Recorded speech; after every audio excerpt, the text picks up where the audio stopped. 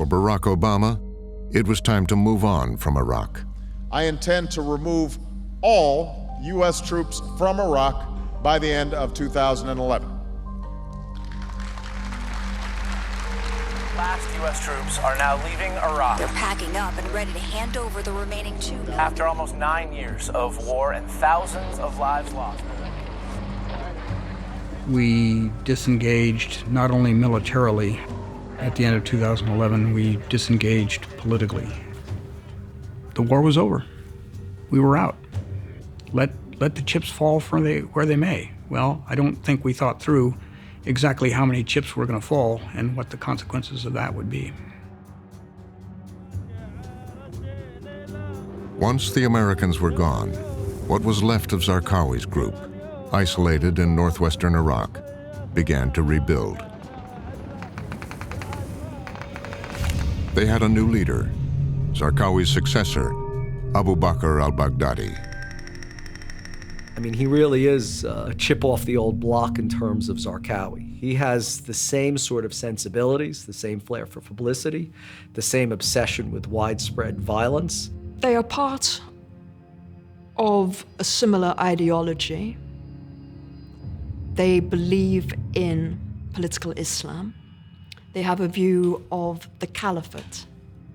Baghdadi had a PhD, he was a soccer player. Abu Bakr al-Baghdadi's journey from religious scholar to jihadist leader started back in the early days of the American occupation. As the U.S. Army conducted mass sweeps of the Sunni population, Baghdadi was put into an American prison. For a number of people who'd spent time in these jails, they spoke about them as jihadi training camps. So through being in jail together, people created new networks.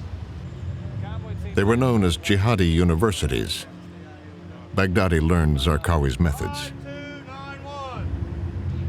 He is able to network with other committed jihadists, capable jihadists that were attached to major organizations like al-Qaeda in Iraq. And he begins to network with these men, many of whom he would rise with through the ranks of al-Qaeda in Iraq, later the Islamic State. After his release, Baghdadi moved up inside Zarqawi's organization.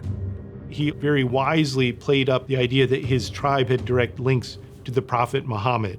And this was very important for establishing his legitimacy as a leader. In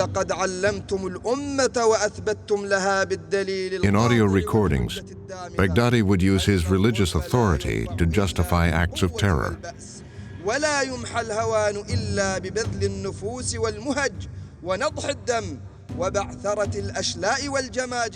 And after Zarqawi's death, it was Baghdadi who eventually seized control.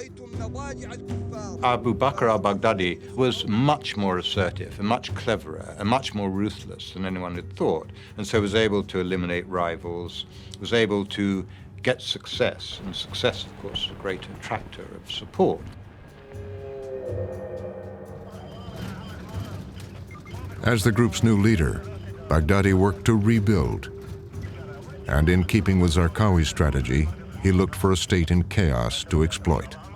Protests continue against the rule of President. Across the country, thousands of people taking the streets. He saw one across the border in Syria. A new wave of protest against President Bashar al-Assad. Civil unrest was breaking out. It was an ideal set of circumstances for Abu Bakr al-Baghdadi to capitalize on. Protests against Syrian President Bashar al-Assad had been met with force. There were peaceful demonstrations. These were put down violently, and that then sparked this cycle of violence.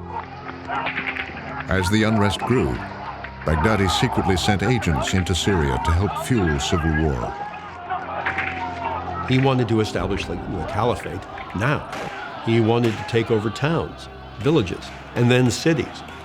The border between Iraq and Syria could disappear if his organization controlled both sides of the border.